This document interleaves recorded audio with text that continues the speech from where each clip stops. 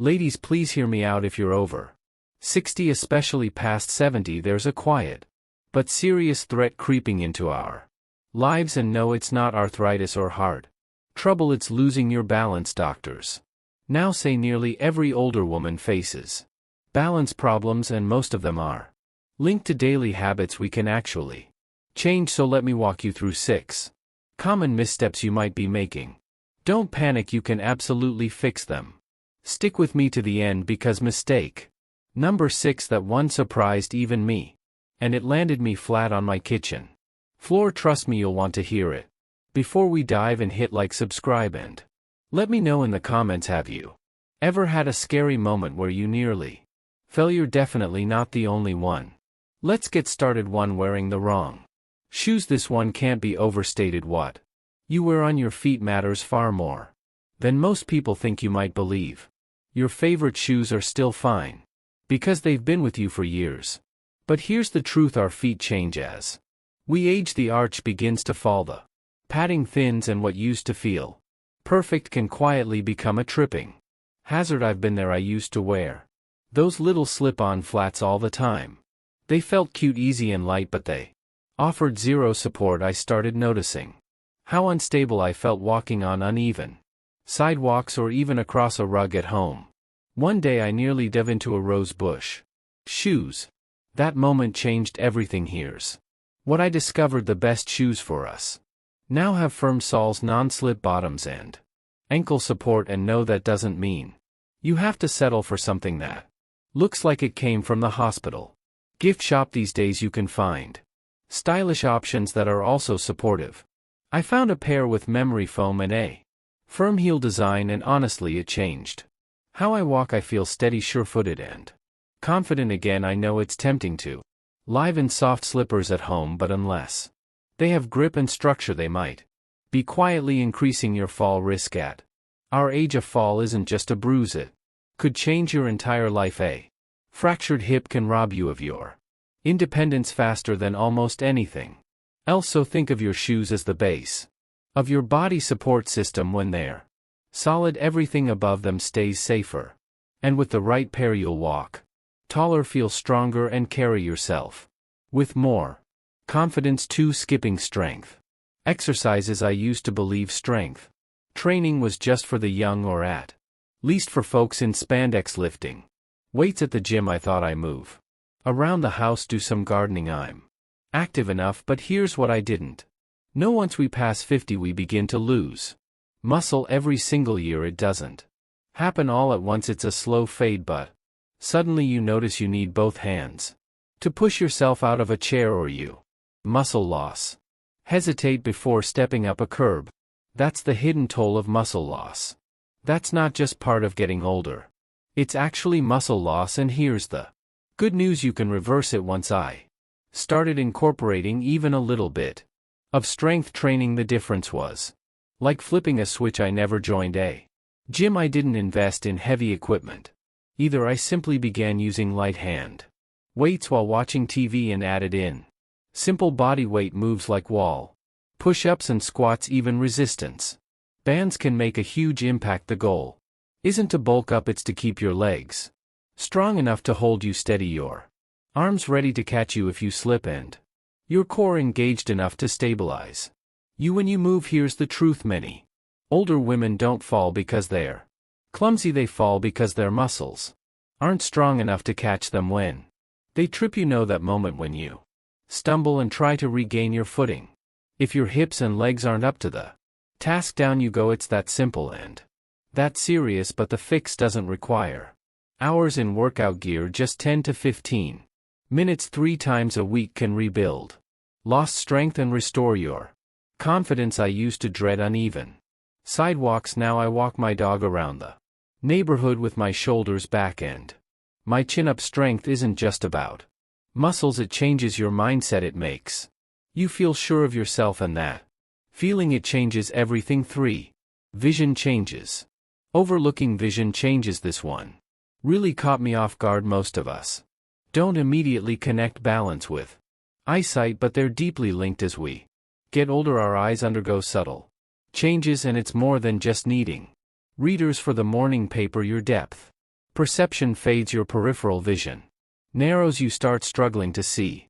Contrast in low light and here's the sneaky part and it happens so slowly you don't realize it until something goes wrong. I remember getting up one night to use the bathroom. I didn't want to wake my husband, so I left the lights off and tiptoed through the dark, but my eyes couldn't adjust fast enough and I missed the edge of the rug down. I went straight onto my knee and I was icing it for days.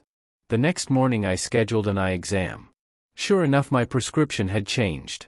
And I hadn't updated my glasses in nearly 4 years. I got new lenses with anti-glare for night vision and a soft tint to help with indoor contrast. The difference immediate. Suddenly I could spot steps, curbs, and even shadows with so much more clarity. If your glasses are scratched, outdated, or not fitted to your current needs, they could be putting you at risk. And if your home is poorly lit, your eyes are straining just to keep up, which can cause dizziness, confusion, and even vertigo. Vision plays a huge role in balance. It's how your brain figures out where your body is in space, so don't brush it off. Schedule that eye appointment. Clean your lenses. Add a few medication side effects.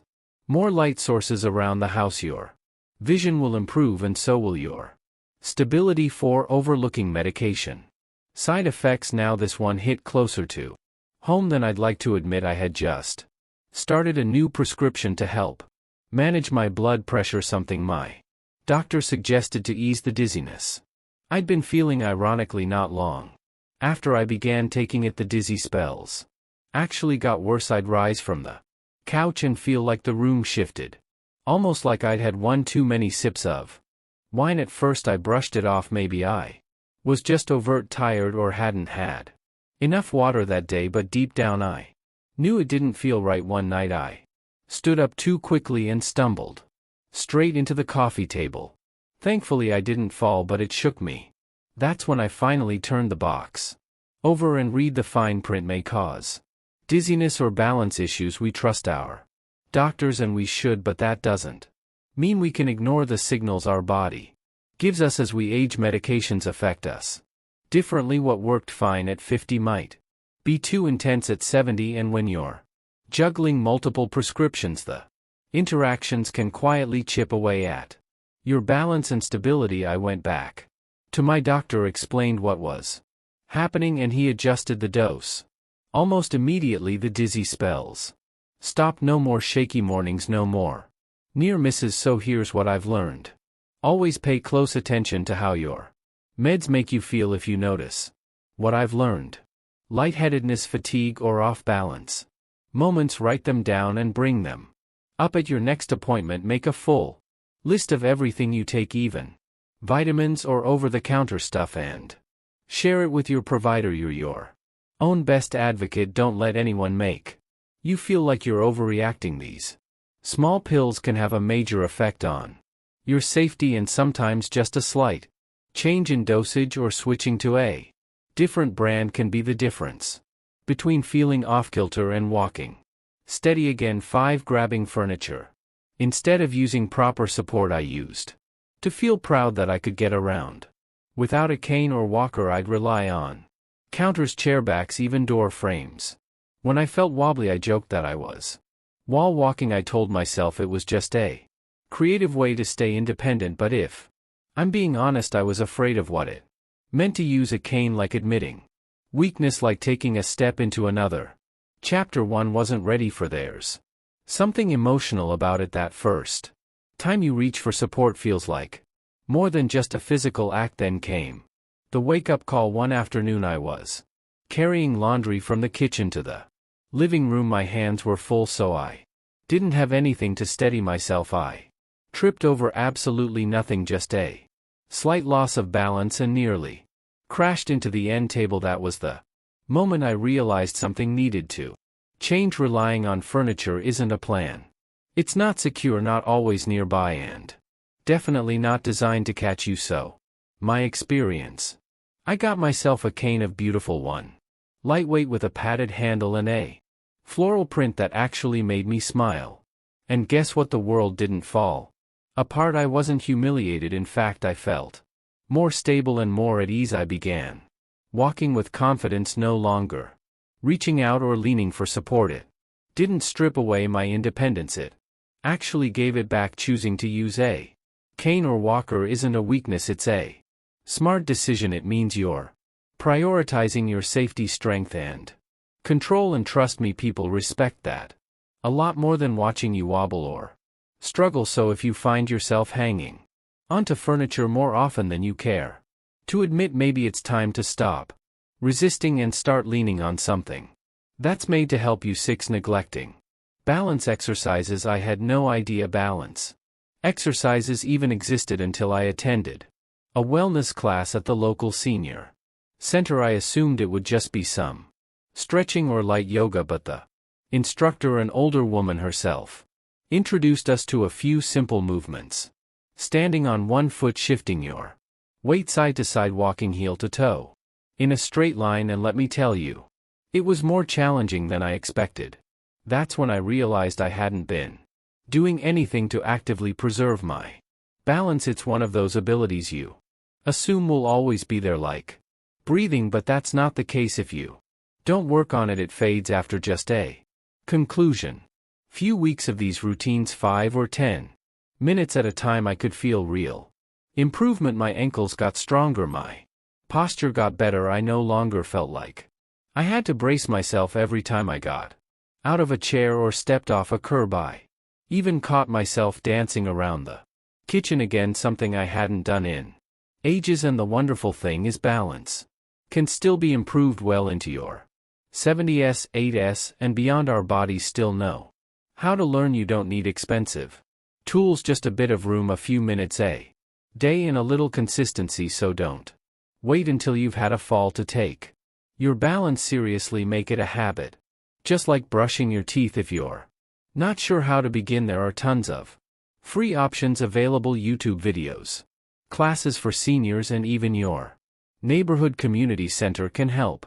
It's never too late to build your stability and the confidence that comes from it. It's truly invaluable. Balance is something we rarely talk about until it becomes a problem, but I want you to stay steady, confident, and self-sufficient, because there's still so much joy ahead of us. If this resonated with you, give the video a like, subscribe, and let me know in the comments which of these habits surprised you most. And if you'd like more helpful tips, inspiring stories, and advice for aging with wisdom, sign up for my Savvy Senior newsletter. It goes right to your inbox, and it's full of support and insight just like this. Take care of yourself, sweetheart. Your future self will be so grateful you